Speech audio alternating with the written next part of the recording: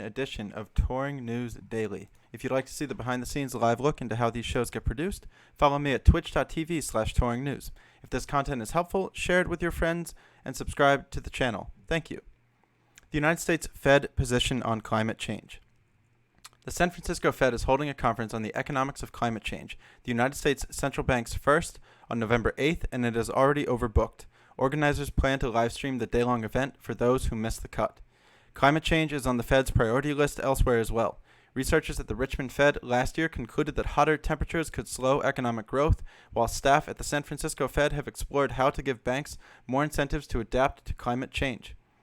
In January, the four living former Fed chiefs signed a letter endorsing a carbon tax, which would increase the cost of polluting fossil fuels, saying global climate change was a, quote, serious problem calling for immediate national action, end quote. Minneapolis Fed President Neel Kashkari, a former Republican candidate for governor of California, also voiced support for the carbon tax in April, though he said climate change needs better solutions. Though the United States Central Bank is taking the subject seriously, it remains far behind global peers, like the Bank of England and the Dutch Central Bank, who have led the way in calling for action to mitigate potentially catastrophic effects of climate change on economic growth and financial stability.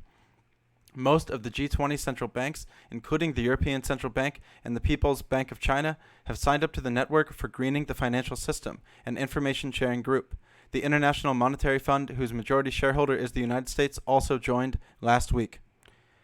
News from the Kremlin. President Vladimir Putin of Russia said on Wednesday that he would not mind if the White House made public his talks with President Trump at a summit meeting last year because there was nothing incriminating in their conversations. Just 5 days earlier, Mr. Putin's spokesman had said the Kremlin would not want records of the two presidents' talks released, but Mr. Putin, a former KGB spy, said his former job had taught him that any conversation that he had could be published. News today. Democratic presidential candidates are holding a forum on gun violence in Las Vegas, October 2nd, 2019. News from Brazil. Brazilian President Jair Bolsonaro wishes to repave BR-319 highway deep into the Amazon to spur economic growth.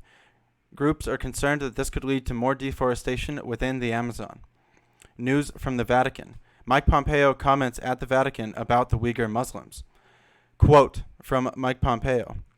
When the state rules absolutely, it demands its citizens worship government, not God. That's why China has put more than 1 million Uyghur Muslims in internment camps and is why it throws Christian pastors in jail, Pompeo said. Quote once again, when the state rules absolutely, God becomes an absolute threat to authority, end quote, he said. And a final quote. Today, we must gird ourselves for another battle in defense of human dignity and religious freedom. The stakes are arguably higher than they were even during the Cold War because the threats are more diverse and more numerous, he said at the conference organized by the U.S. Embassy at the Vatican. International news. WTO rules in favor of the United States in Airbus dispute, paving way for tariffs on $7.5 billion worth of EU goods. The World Trade Organization has backed a U.S. request to impose tariffs on $7.5 billion of European goods, potentially sparking a new trade war across the Atlantic. Arbitrators from the WTO have granted President Donald Trump's administration the right to levy billions against imports of European goods for what they say are illegal subsidies granted to planemaker Airbus by the European governments of Germany, France, Spain, and the United Kingdom. The United States first lodged complaints in 2004 related to the development of the Airbus A350 and A380 planes, the WTO said in a summary of its findings. In more airplane news, Boeing engineer in official complaint cites focus on profit over safety on 737 MAX. A senior Boeing engineer filed an internal ethics complaint this year, saying that during the development of the 737 MAX jet, the company had rejected a safety system to minimize costs, equipment that he felt could have reduced risks that contributed to 2 fatal crashes. Boeing has provided the complaint, which was reviewed by the New York Times, to the Department of Justice as part of a criminal investigation into the design of the MAX, according to a person with knowledge of the inquiry who requested anonymity given the ongoing legal matter. Federal investigators have questioned at least one former Boeing employee about the allegations, said another person with knowledge of the discussions who similarly requested anonymity. North Korean news. Hours after agreeing to resume talks, North Korea launches a missile. North Korea launched at least one ballistic missile toward waters near Japan early Wednesday, just hours after announcing it has agreed to resume long-stalled talks with the United States over its nuclear program. The missile was launched from waters near Wonsan, a city east of Pyongyang, the North Korean capital. the South Korean military said in a statement. It said that the missile, a version of the North's Pukguk-song ballistic missile, flew 280 miles to the east while reaching a height of 565 miles. Iraq news. 2 killed in anti-government protests in Iraq. Iraqi security forces clashed with anti-government protesters in the capital and other provinces Tuesday, killing 2 people and injuring more than 200, according to officials. The protests, the most serious against Prime Minister Adel Abdul Mahdi's government since it was formed a year ago, signaled that the war-weary country could face a new round of instability.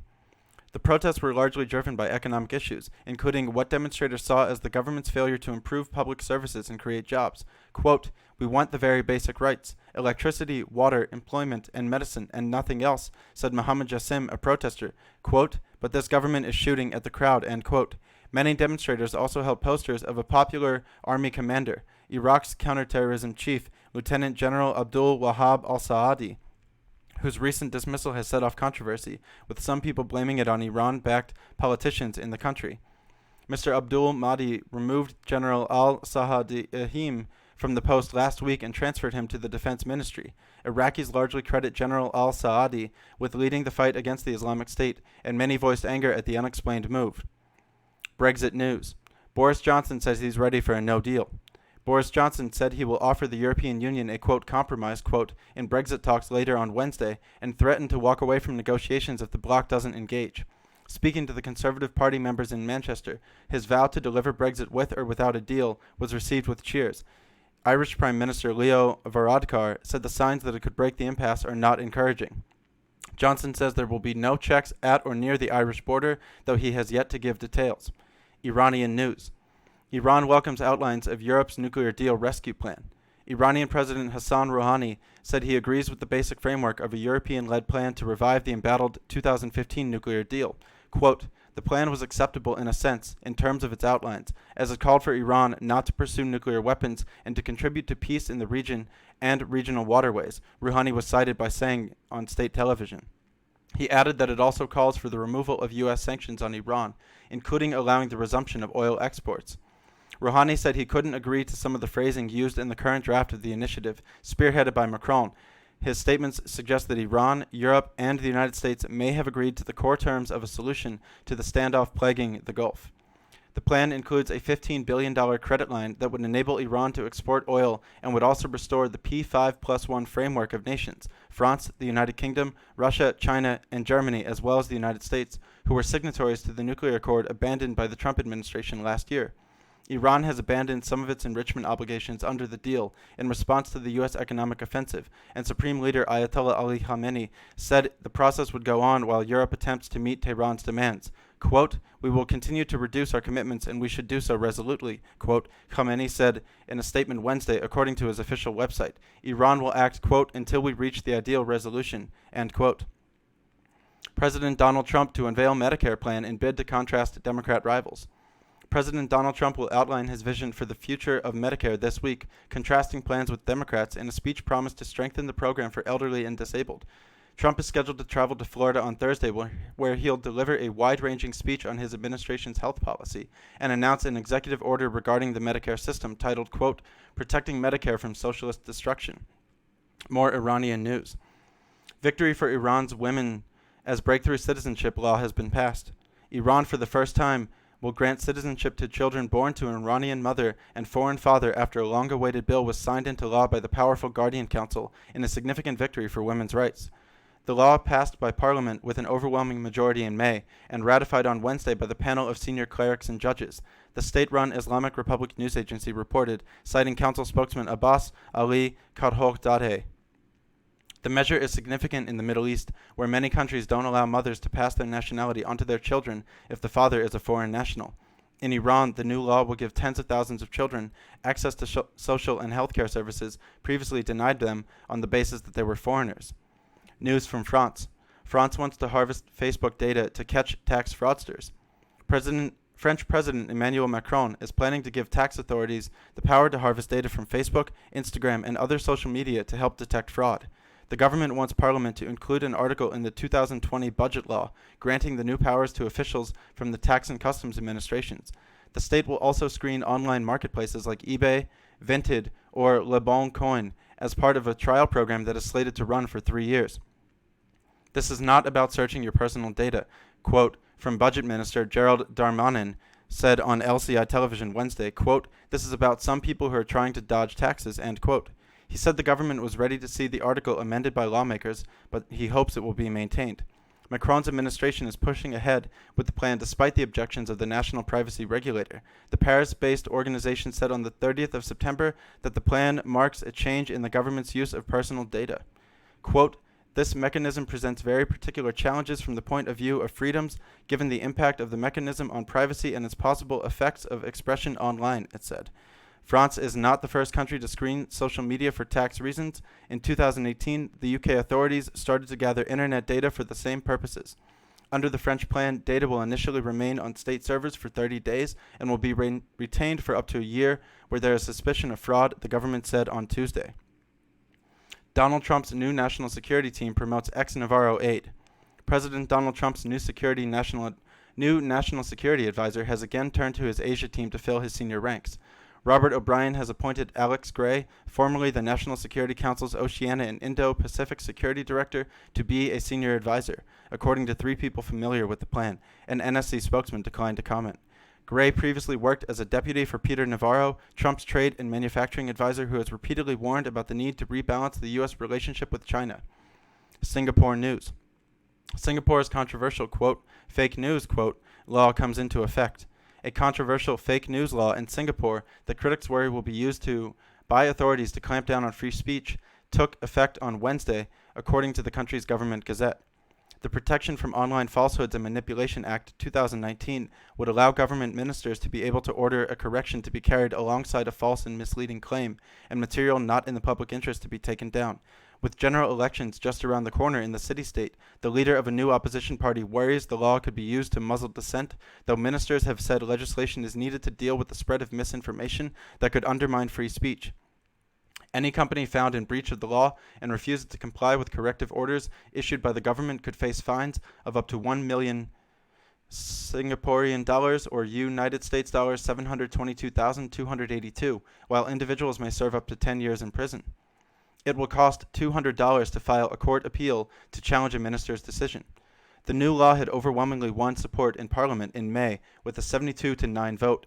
According to a notification published in the Government Gazette on Tuesday, the Ministry for Communications and Information has appointed the Info Communications Media Development Authority as the responsible body for enforcing the law. Thousands of workers to protest Indonesia's labor and wage rules. Thousands of workers plan to carry out protests against Indonesia's labor, wage, and health insurance regulations, which they say are discriminatory, raising fresh risks for the stability of Southeast Asia's largest economy. Around 50,000 workers will join the protest in front of the Parliament building in Jakarta on Wednesday, according to Said Iqbal, president of the Confederation of Indonesia Trade Unions, known as KSPI. Protests will also take place in 9 other cities and towns across the country, Iqbal said by phone, putting the total participant estimate at 150,000. The workers will voice their objection to existing wage calculation policy and the planned increase of health insurance premiums. The second deadliest militant attack in Mali kills 25 soldiers. Mali's government said 25 soldiers were killed in a gun battle with militants who broke into an army base near the border with Burkina Faso, the second deadliest attack on the military since jihadists tried to seize the north of the country in 2012. Quote, during heavy gunfire from the terrorists, our forces succeeded in retaking the base, end quote, in the town of Bolkesi, government spokesman Yahya Sangari said in a statement Wednesday. Airstrikes killed at least 15 militants and several buildings were destroyed, he said. Malian and French troops pursued the assailants, he also said. The base hosts members of the G5 Sahel, a 5,000-strong West African force that's tasked with stopping Islamist insurgents in the Sahel region from carrying out cross-border attacks. Egypt hints at political reform restores food subsidies to some. Egypt's parliamentary speaker said he expected political reforms, and authorities announced that 1.8 million people had been added back to a food subsidy program after small but rare anti-government protests last month. Speaker Ali Abdel Al said Egypt was close to, quote, reaping the fruits, quote, of what he called a transitional period. Quote, political party and media reforms will be carried out, and, quote, he said in comments carried by the state-run Middle East news agency on Tuesday without elaborating.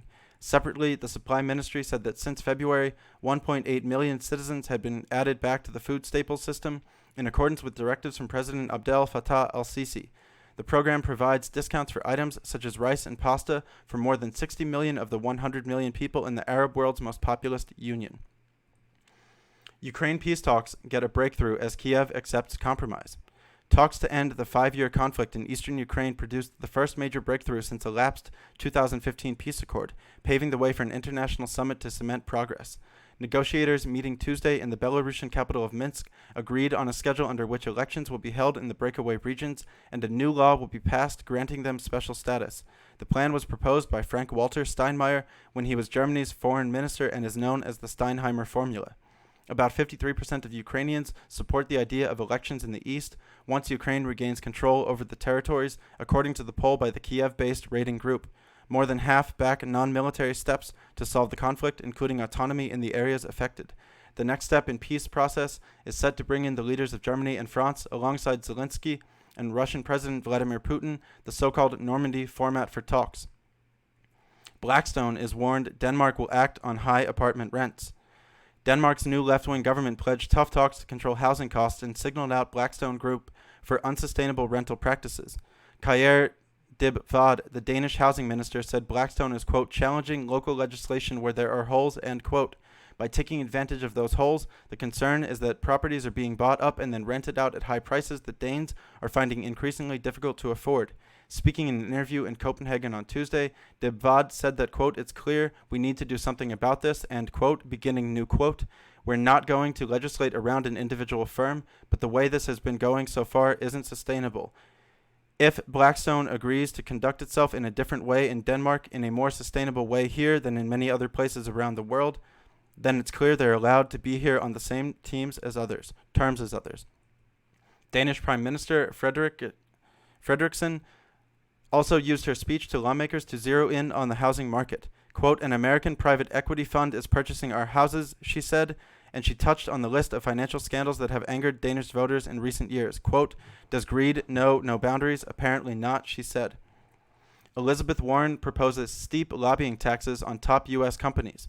Elizabeth Warren on Wednesday unveiled details of a tax on lobbying that would cost some of the biggest U.S. corporations hundreds of millions of dollars.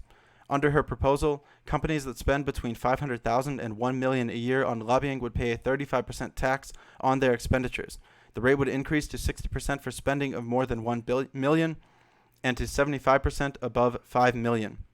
Quote from Elizabeth Warren, my new lobbying tax will make hiring armies of lobbyists significantly more expensive for the largest corporate influencers like Blue Cross Blue Shield, Boeing, and Comcast. Sure, this may mean that some corporations and industry groups will choose to reduce their lobbying expenditures, raising less tax revenue down the road, but in that case, all the better. The end of commissions for trading is near as TD Ameritrade cuts to zero, matching Charles Schwab.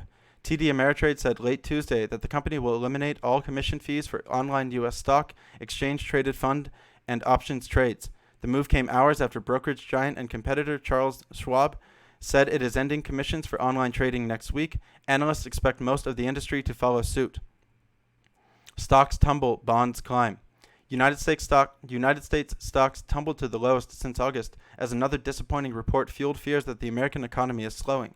Treasuries climbed with gold and the yen on demand for haven assets. The S&P 500 suffered its first back-to-back drops of more than 1% this year, pushing its 2-day slump to the most in 2 months. Thank you for letting me broadcast to you today. Twitch.tv/TouringNews for the live behind-the-scenes look at